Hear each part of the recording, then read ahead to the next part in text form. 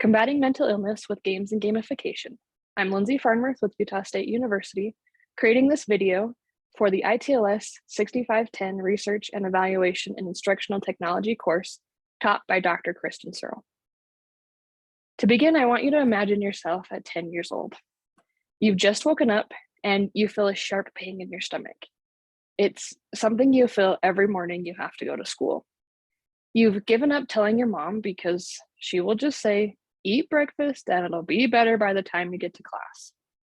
There's no point in arguing because no matter what, you'll be leaving the house at 7:30 a.m. for the walk to school. After getting to school, you keep hoping it will get better, but that sense of being on edge never goes away. Your heart races during the class reading of The Witches. Your palms feel clammy as you frantically count the number of paragraphs until it's your turn to read. You hardly hear a word the other kids say as you practice your section over and over in your head, hoping you won't make a mistake or need to be reminded it's your turn. As soon as your turn is over, you just breathe a sigh of relief.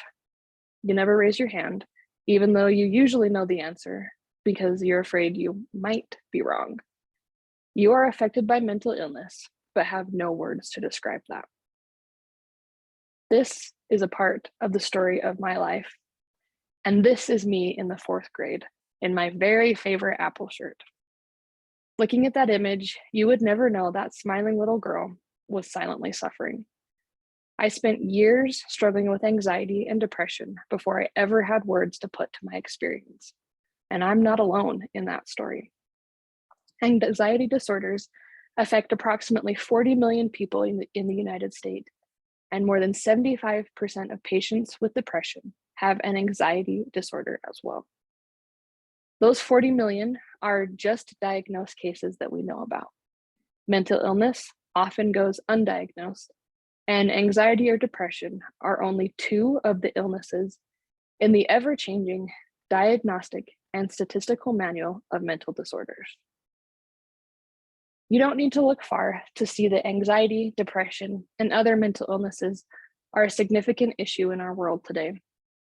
News articles, research, social media posts, online videos, and documentaries abound. Movements such as End the Stigma and Therapy is Cool are striving to raise awareness, while cases continue to grow. The COVID-19 pandemic, along with natural disasters, war, poverty, and economic struggles, provide some recent possible causes of the increase.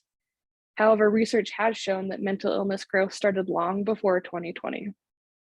This rise in mental illness has created the need to find creative and new ways to effectively reduce symptoms.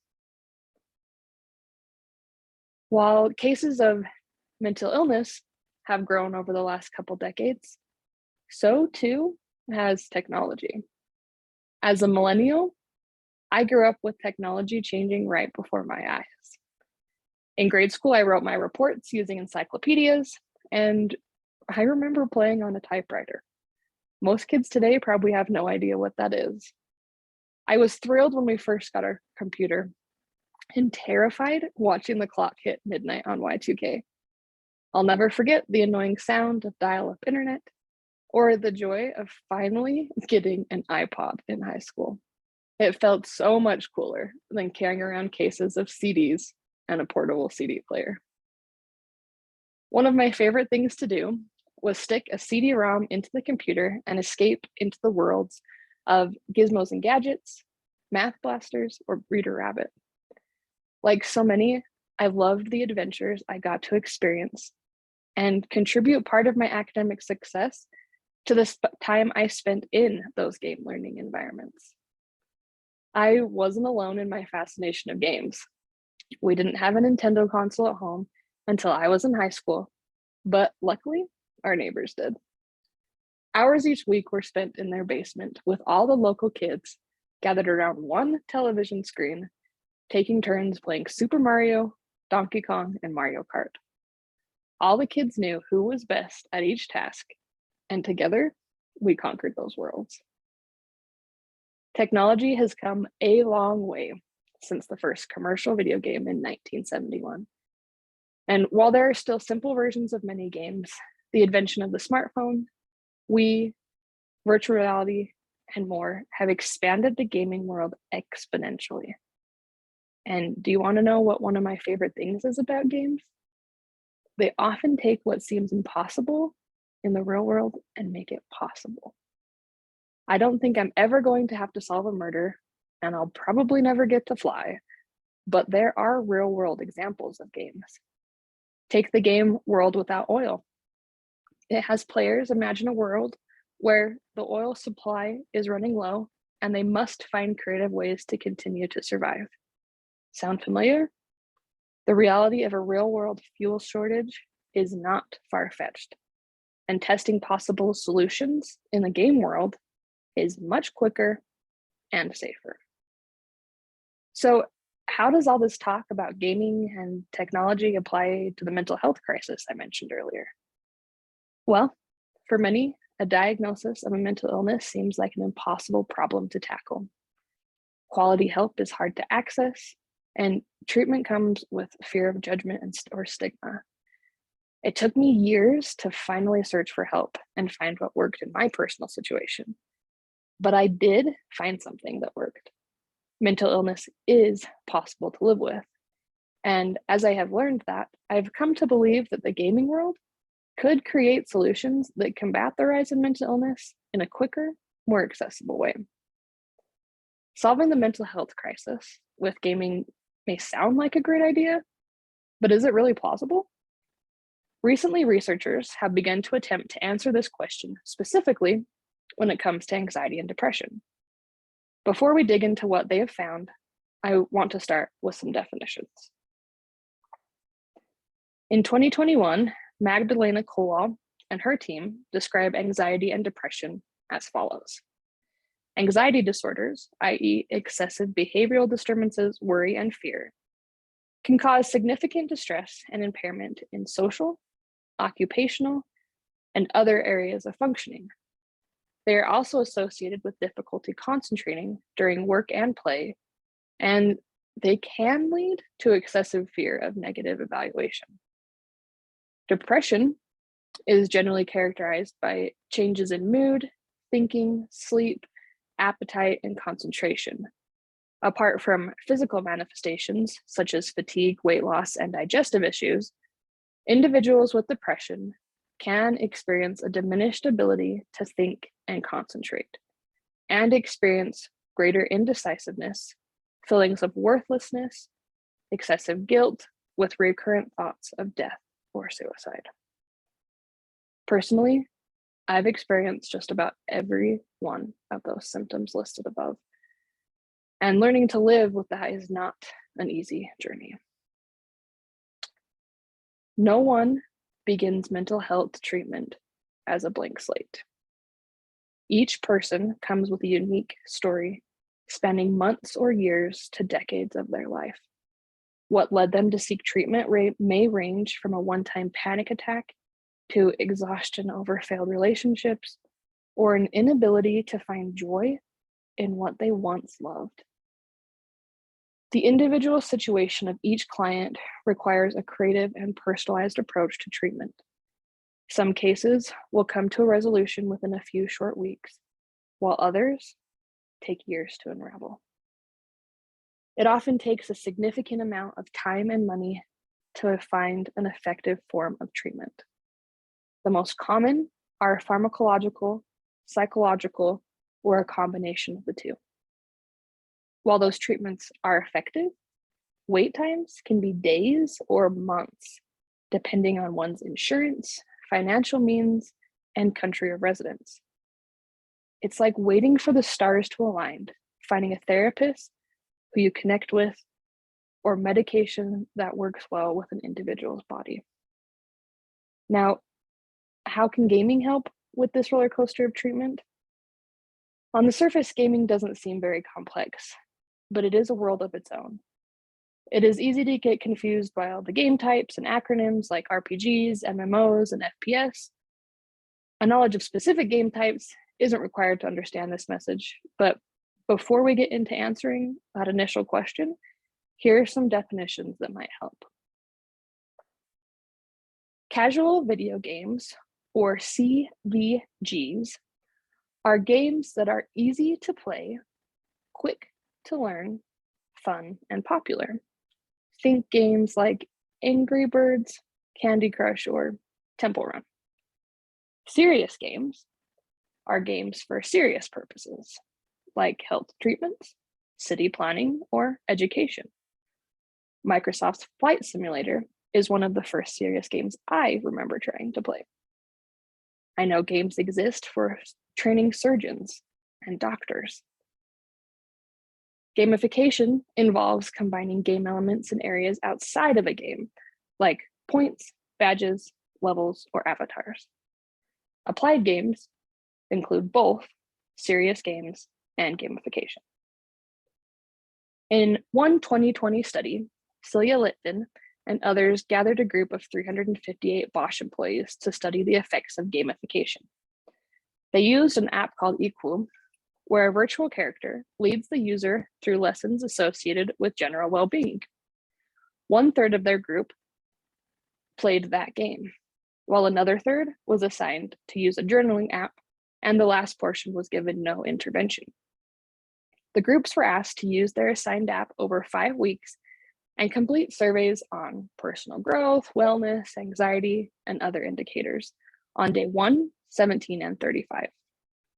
The team's hope was to prove that a gamified solution is more effective than a non-gamified or weightless solution, and they found that was the case. Not only did participants stick with the treatment, but those playing Equal experienced significantly raised mental well-being and decreased self-reported anxiety. It's pretty impressive that a simple app could do all that. In 2014, Matthew T. Fish, Carmen Russoniello, and Kevin O'Brien set out to determine if playing a prescribed casual video game, CVG, could reduce the severity of anxiety symptoms. They involved a population of 59 individuals who had depression and anxiety. Those in the experimental group were given a choice between 3 CVGs to play for a minimum of 30 minutes, 3 times a week. No intervention was provided for the control group. These groups were studied in 2 sessions separated by 1 month. Video gameplay was monitored in those 2 sessions and self-reported during the month in between. Through their study, they were able to determine that playing a prescribed casual video game can significantly reduce symptom severity. When it comes to using games as a form of treatment or supplement to other methods, there are 2 main areas of focus. One involves games that are specifically designed for mental health purposes, and the other games that were initially designed for entertainment. Litvin's study used 2 apps designed for mental health intervention, Equal and a cognitive behavioral journaling app. Fish used Bejeweled, Peggle, and Bookworm Adventures, games that were already in existence. Although approaches were different, fundamentally, both provided reduced anxiety symptoms and kept clients interested longer than non-gamified options. Those results probably sound like great progress, but these studies are just the tip of the iceberg. In 2016, Teresa Fleming and her team conducted a scoping review of other studies in order to demonstrate that applied games had the potential to benefit the world of mental health treatment in 3 ways. First, by extending the reach of online programs to those who might not otherwise use them. Second, by improving engagement through both game-based and serious motivational dynamics. And third, by utilizing varied mechanisms for change, including therapeutic processes and gaming features. They identified 6 types of applied game categories that include exergames, virtual reality, cognitive behavioral therapy-based games, entertainment games, biofeedback, and cognitive training games. Their review demonstrated that each of these game areas provide unique ways to alleviate mental health symptoms or teach new concepts. To name a few, exergames can get the player to move in creative ways. Virtual reality can create a whole new world that can be controlled in therapeutic simulations. And entertainment games can decrease stress, induce flow, and promote joy. Fleming et al. Showed it is possible to translate traditional treatment methods into gaming. 2020 was an unforgettable year for those that lived through it, for the entire world, and many are still experiencing the effects. The global COVID-19 pandemic brought with it isolation, fear, social distancing, stress, and more. Just looking at that world count takes me back to that moment of watching that chart and makes my heart start to race. Statistics for anxiety and depressive disorders in April to May 2020 revealed that in comparison with the first half of 2019, US adults were 3 times more likely to screen positive for one or both disorders and 8 times more likely to screen positive for serious mental distress in 2020 compared to 2018. In response, Magdalena Kowal and her group completed a narrative review on recent research. They focused specifically on studies demonstrating the benefits of commercial video games on depression and anxiety symptoms. With depression, it's common to experience anhedonia, which is the inability to feel pleasure. But games like Minecraft or Animal Crossing have been shown to decrease depressive symptoms like anhedonia and conjure positive emotion by fostering social connectedness, fighting loneliness, and increasing maintenance of social interactions. This was key during the pandemic when so many were in quarantine. Portal 2, World of Warcraft, Pokemon, and Final Fantasy have been found to aid in the formation, reformation, and achievement of goals, increase flexibility, and help players build emotional regulation tools. These games and many others also evoke joy, happiness, and positive moods, all things that decrease the symptoms of depression. As far as anxiety, research compared games designed specifically for anxiety to commercial video games and found that both provide similar results. Rayman, Mindlight, and Plant vs. Zombies lowered anxiety levels while increasing social connectedness. Studies by Fish et al., like the one mentioned previously, showed that regular gameplay significantly decreased the severity of anxiety. Although each study mentioned so far has indicated a need and provided ideas for further research, games can clearly provide an extremely promising, cost-effective solution. I would feel remiss, however, if I didn't acknowledge that there have been studies showing negative results associated with gaming. It can be addicting, costly, and socially isolating. It has also been linked to maladaptive coping strategies, low self-esteem, preference for solitude, and poor school performance. These studies just can't be ignored, but I believe a healthy balance can be found. Future studies must acknowledge both positive and negative effects and continue to determine if games can alleviate the increase of mental disorders. Now, we've been covering some pretty heavy research, so we're going to take a break. The image on the screen is from a popular game called Clash of Clans. In it, players build and fortify a base with gold and elixir. Their base produces its own resources, but more can be obtained by attacking the bases of others. You can join a clan to work with other people, or simply play on your own. It's initially free, but there is also the possibility of purchasing thousands of upgrades in the game. For our break, I want you to imagine yourself sitting with your phone or tablet in your hand, or sitting in front of your personal computer. You have just logged in to your Clash of Clans base, and you see that you need to decide what your builders will improve next. You examine your elixir and gold and find that you can finally upgrade your town hall to the next level. You get your builders working on that upgrade for the next few days and then decide to attack another base to get more resources. Your first attack is against a base a few levels higher, and it doesn't go as well as you hope. You didn't get any possible stars and you were defeated. A bit disappointing. You go back to your home base to prepare and plan for your next attack. After a few seconds, you can tell this one is going much better. Your troops successfully take down the opposing town hall, and although the base is higher than yours, you are able to find a way to get all 3 stars. You feel a rush of joy as your screen shows those 3 stars and all the loot you take back home.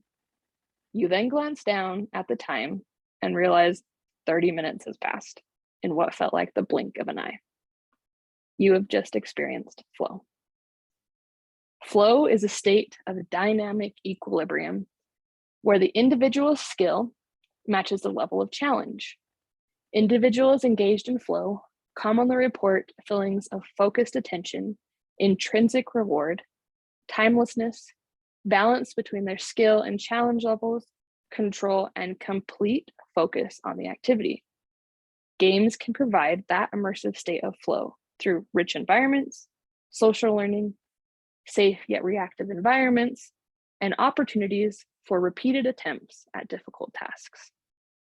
That complete focus, balance, and control has the potential to alleviate the symptoms of anxiety and depression. It would be interesting to conduct a qualitative survey during studies like those mentioned previously to discover if the participants with alleviated symptoms experienced flow during their gameplay. I know I've experienced it while playing games. If others who experience documented punishable benefits of gaming enter flow as well, it may be reasonable to assume that any activity that induces flow could produce similar results. Further research is needed to determine the viability. The research regarding gaming and gamification's application to mental illness treatment is in its infancy. Each of the studies mentioned point out that fact and include ideas for future study. The growth in cases of mental illness cannot be ignored. It is affecting millions of people every day. Gaming could provide a more readily accessible format to combat that rise.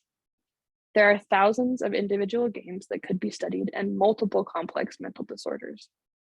Technology and gaming are both constantly evolving.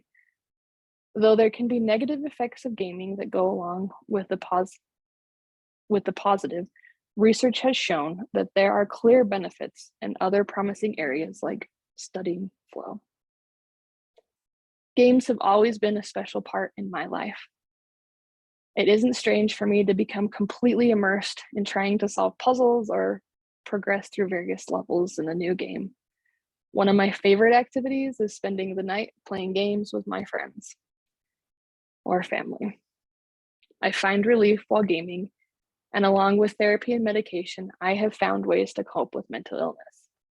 I know I have been fortunate to be able to access costly treatment. Even so, the struggle is always evolving. Ideally, games will one day provide not only an outlet for symptom relief, but also a treatment solution, not just for me, but for a world suffering and struggling with mental illness.